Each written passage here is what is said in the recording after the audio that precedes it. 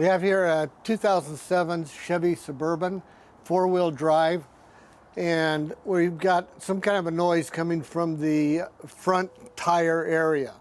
So we jacked up the car, we looked at all of the connecting joints, and they're all solid, but the tire wiggles as you put pressure on the tire on either side. The other tire over on the driver's side does not do that. So we're guessing that our best solution is to replace the bearing assembly. So today we're going to take a look at how to replace the bearing assembly on the passenger side of a 2007 Chevy Suburban.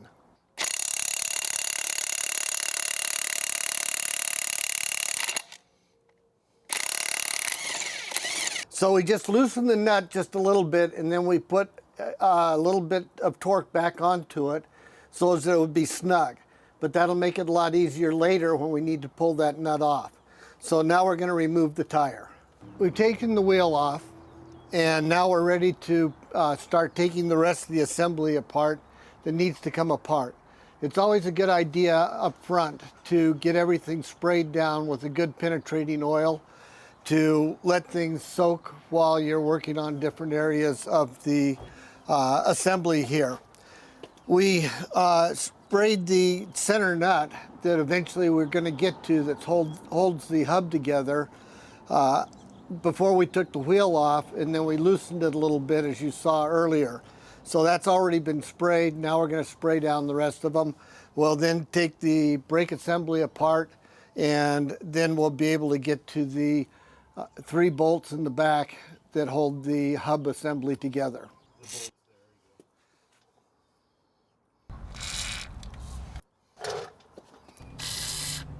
This one up here, and we have this one over here. So the next thing we're going to do is we're going to take apart the brake assembly. So we're going to take the sliders off first on the top and bottom. There's 2 of them. They're a 19mm socket that's going to loosen those, and we'll remove them. After we remove this, remember you've got a hydraulic hose sitting back here that you don't want to stress. So you need some way of hanging this shoe assembly to keep it from damaging the hose. Personally, I like to use brake hooks. You can use wire, clips, whatever works well for you. Some people will set it on a jack. I'm not real fond of that because it could fall off and damage the hose from there. Something that will secure it.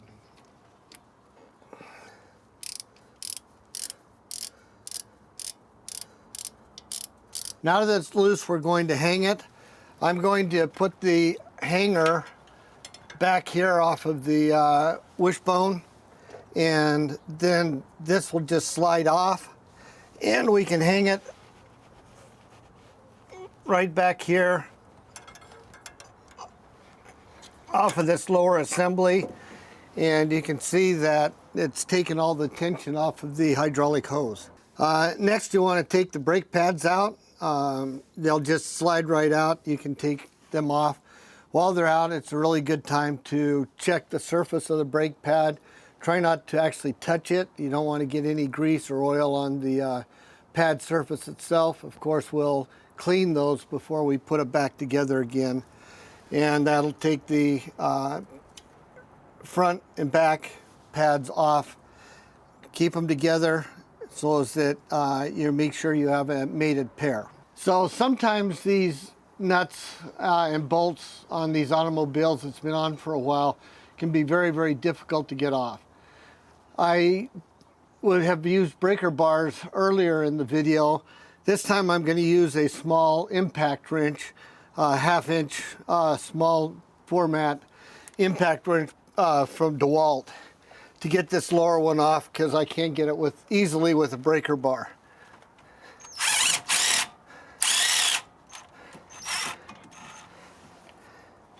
And so that brings that one out. Now for the top one, we were able to get it loose with the breaker bar. So I'm just going to take that out with a ratchet and loosen that up. Now these, by the way, are 18mm sockets that we're using for these bolts. I like to be using the impact wrench because it's faster, but the wishbone won't let me get in there with the impact wrench. But it doesn't take long. So there's a small little bolt here at the that holds the brake assembly together, or the rotor assembly together for the brakes and everything. And it's just a convenience bolt to hold everything in place while you mount tires and things of that nature. So it's just a small little Torx. It's a T30. You notice I'm using only a 1/4 inch drive, so it shouldn't be very tight in there. You just need to loosen it up and just take it out.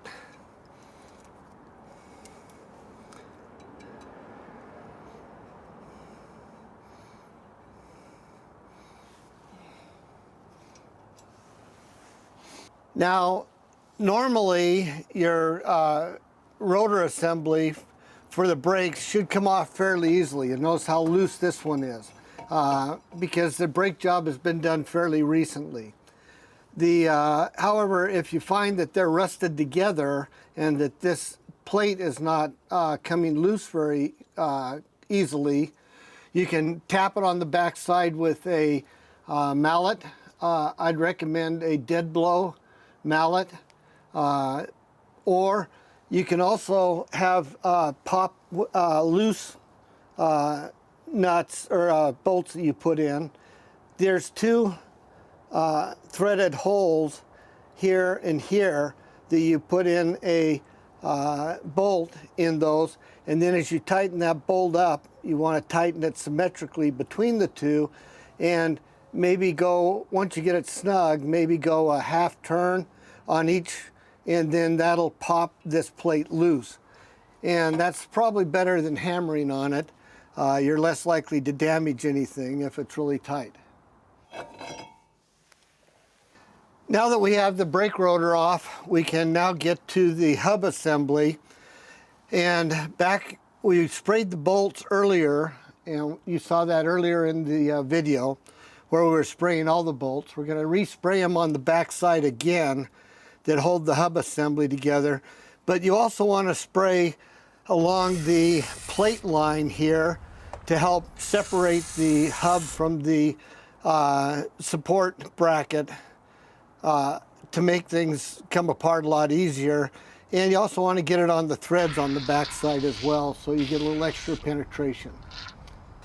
Okay, the next step is to take the nut off of the center drive shaft here. Now, if you remember earlier, while the wheel was still on it, it was on the ground, so we had a lot of ability to put a lot of torque on this. We loosened it, but we loosened it just a little bit, so I don't need to use the impact wrench this time to finish taking it off. So now we can just spin that off of there. And remember that we did tighten it just a little bit, just so that everything held together while we were taking all the other parts off.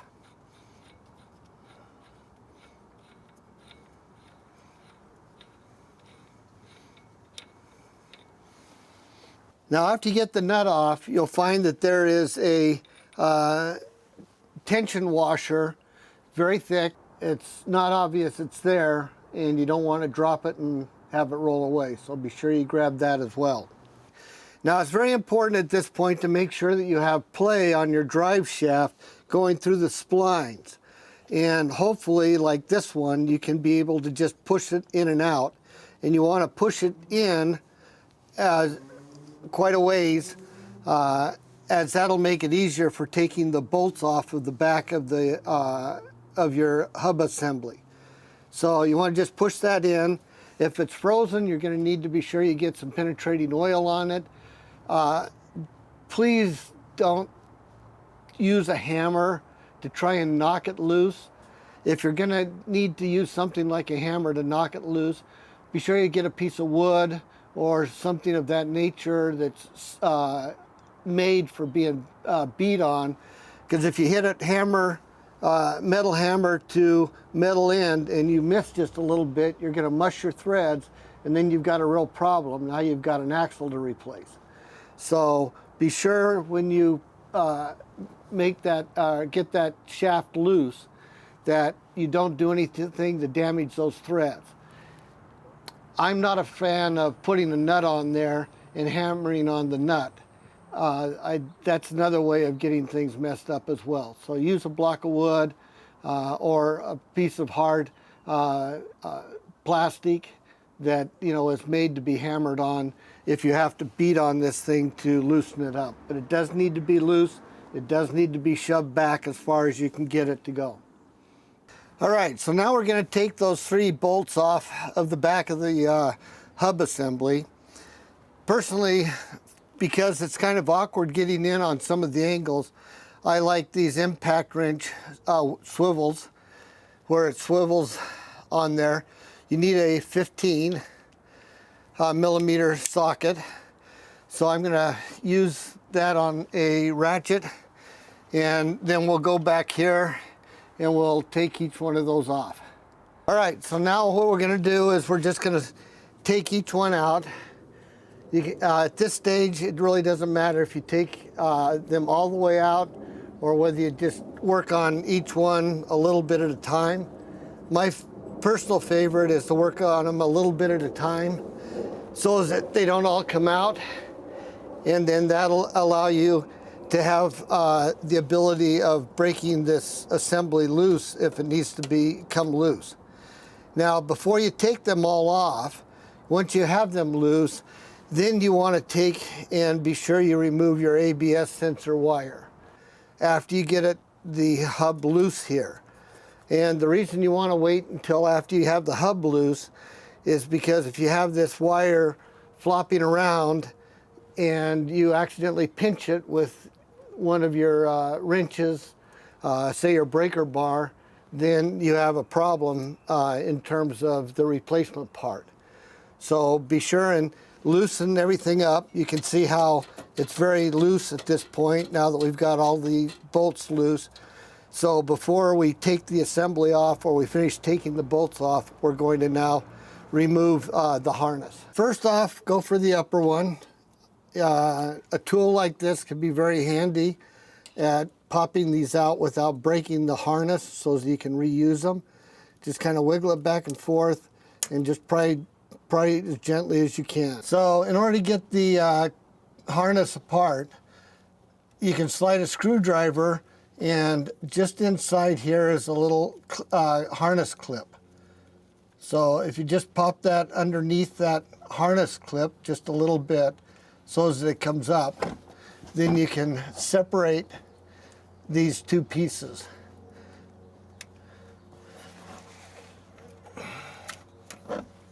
It looks like we went ahead and did break the bottom stem here that holds it into the frame.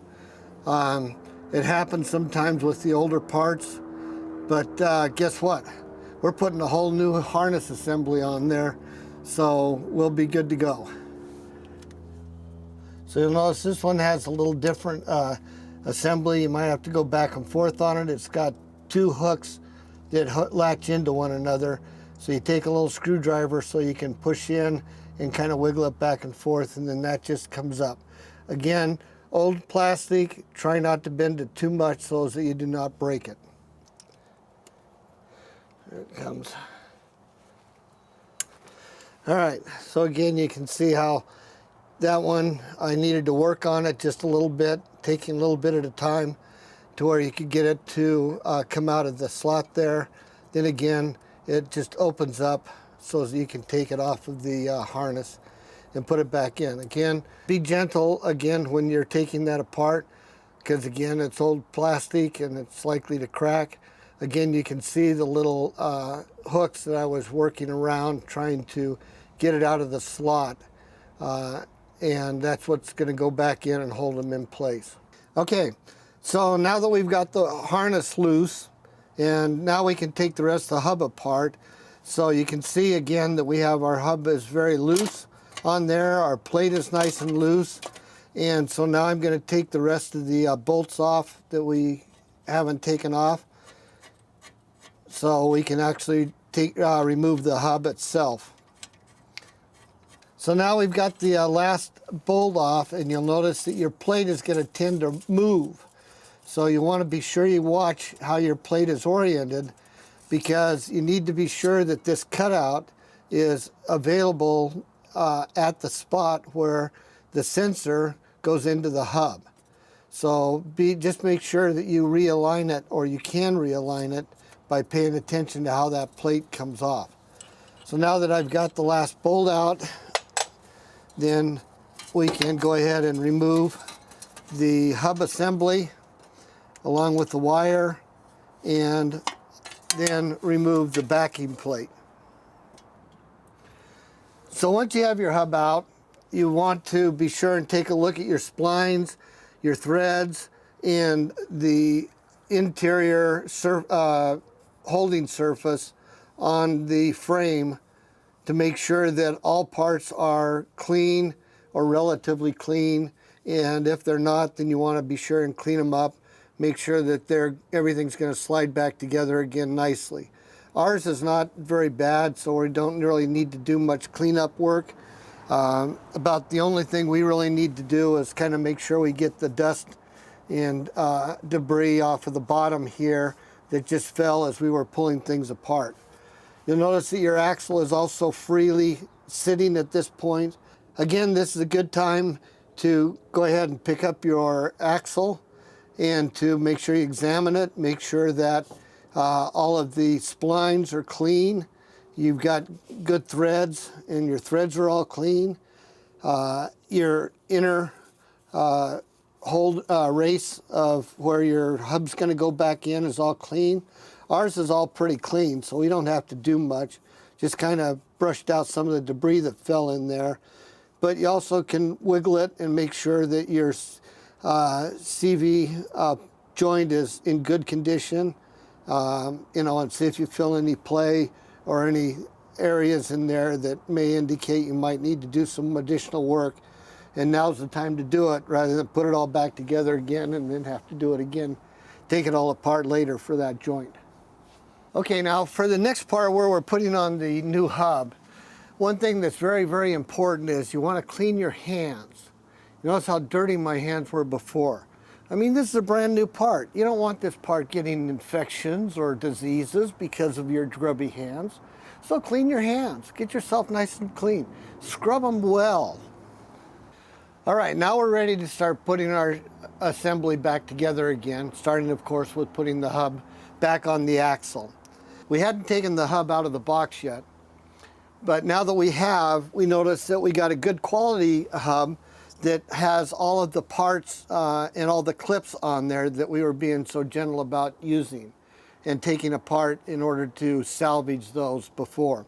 So if you might want to take a look in your box and see if you've got all your clips, and that'll give you a pretty good idea of how gentle you need to be with taking your clips out of your frame assembly when you're taking your old hub off. So we've got this clip. This is the one that we broke off. We managed to salvage this one, but this one was, of course, we have a new one. And of course, this one here, we also have a new one for it as well. Before we start assembling everything, it's really a good idea to put a little anti-seize on various surfaces. Now, it's not something that is critical, but it just makes your life easier if you have to do this job again, and it does help prevent things from rusting. We're going to use a copper-based anti-seize. The most important surface for the anti-seize would be the threads for the nut that holds the hub on. But we're going to go ahead and put a little bit on the splines, and again, we just need just a little tiny bit. You don't want to use too much because we're not trying to paint the surface, we're just trying to get a little bit on there. Put a little bit onto the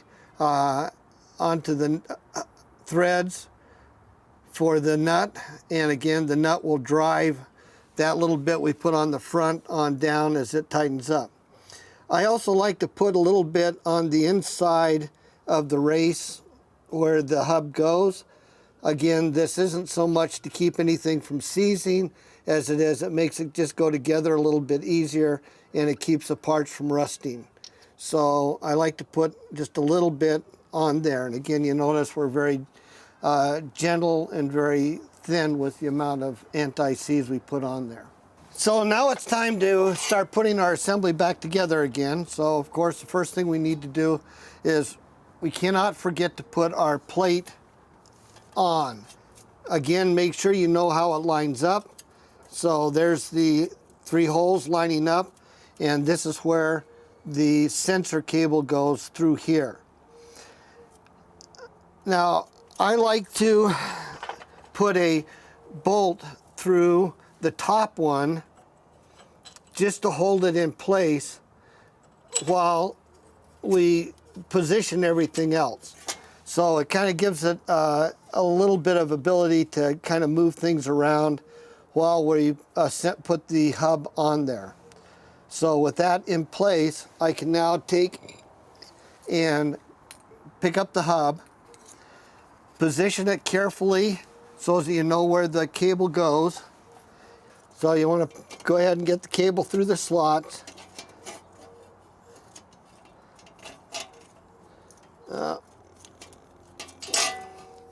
And we lost it off of the bolt. Not a big deal.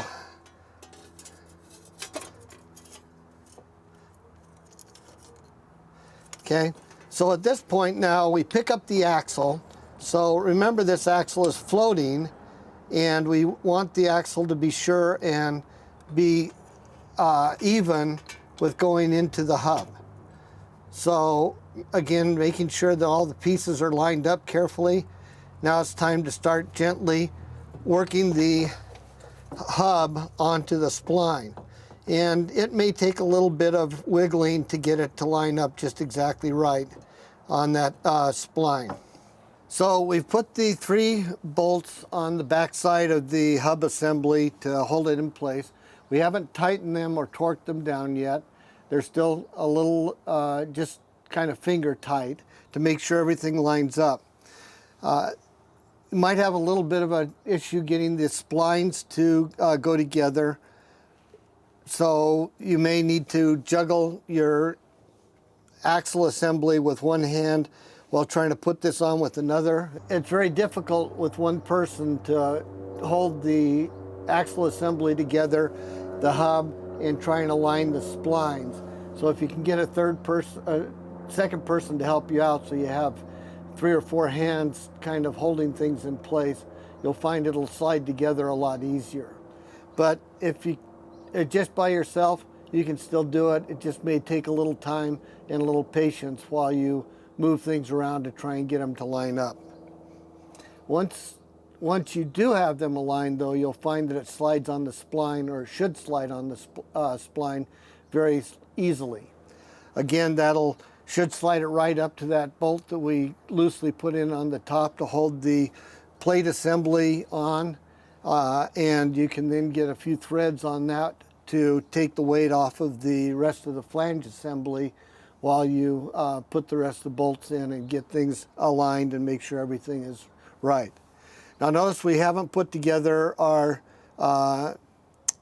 sensor assembly yet, but that's the next thing we're going to do, is go ahead and put the sensor assembly together, and that'll keep the cable out of the way so that when we torque the bolts on the back side, we don't accidentally clip that cable.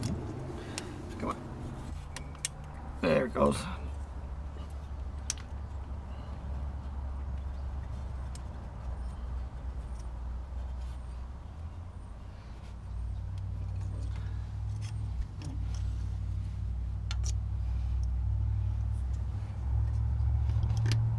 Now this last clip, after you put the clip together, you'll notice that there's an alignment pin and a pin with the serrations on it in order to hold it in the frame.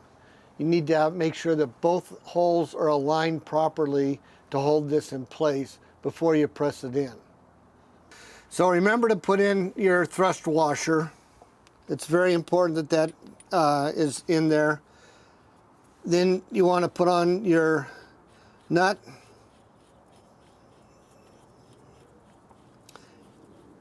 At this point, you don't need to have the nut really firmly in place. We're going to go ahead and torque that up after we get the wheel on, as it just makes it a lot easier to hit the torque marks that you need to make. But you do want to go ahead and make sure everything is going to seat up nicely before you finish torquing down the 3 flange bolts in the back.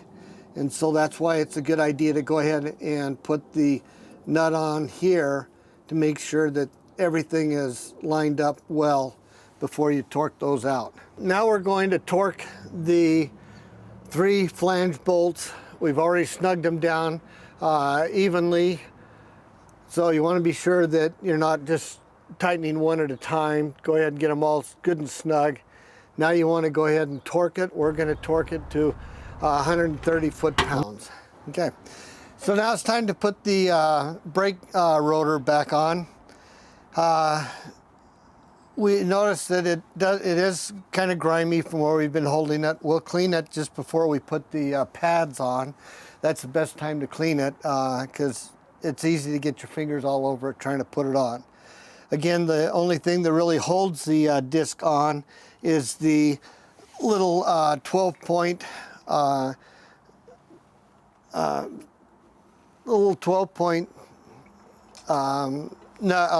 bolt that is a Torx 30. And so you want to be sure that you line up one of your whole slots that's available for you for that. You'll notice that you've got 3 of them here that you can use, but you want to make sure that when you put this on that one of those 3 is lined up with the threaded hole here. Now earlier we discussed that there was these threaded holes for helping to pop this off if it needed the help to get it off. That's different than this threaded hole, which is used to just hold this disc, the brake disc assembly together on the hub while you're mounting tires and everything else. So I've got a nice clean spot right there. I'm going to line that up with that one down there, and then we'll just slide the rotor assembly back on. You'll notice that you can still see the threads through there. Now we're just going to align this. You notice it will go in very, very easily. Again, that's a T30 on the Torx. And it doesn't take very much. So just a quarter socket will work just fine to tighten that up. And all you just need to do is just kind of give it just a little snug fit there, and that'll keep your assembly together while you put your brakes on. This is a good point to go ahead and clean the rotor and get the grease off. Some people will wait until after they have the pads on. I get concerned about having a little grease on the pads. The grease comes off the pads a lot more difficult than they do when you have the rotor free. So this is a good time to go ahead and clean the rotor front and back. Make sure that you've got all the grease off of the braking surface on both sides. So the next thing we did is we went ahead and put on the bracket for the brake pads, and we're going to torque the bolts using a 18 millimeter socket, and we're going to torque it to 100 foot-pounds. All right, so we've reassembled the brake assembly. We put the pads on. We've gone ahead and torqued down all of the bolts that need to be torqued down. Made sure everything stayed clean, and that's important with the brakes. You want to make sure you don't get any grease on any of the surfaces that are mating between the rotor and the front of the brake pads. Hopefully you've already got a pretty good handle on doing brakes, so from there we're now going to put the wheel on.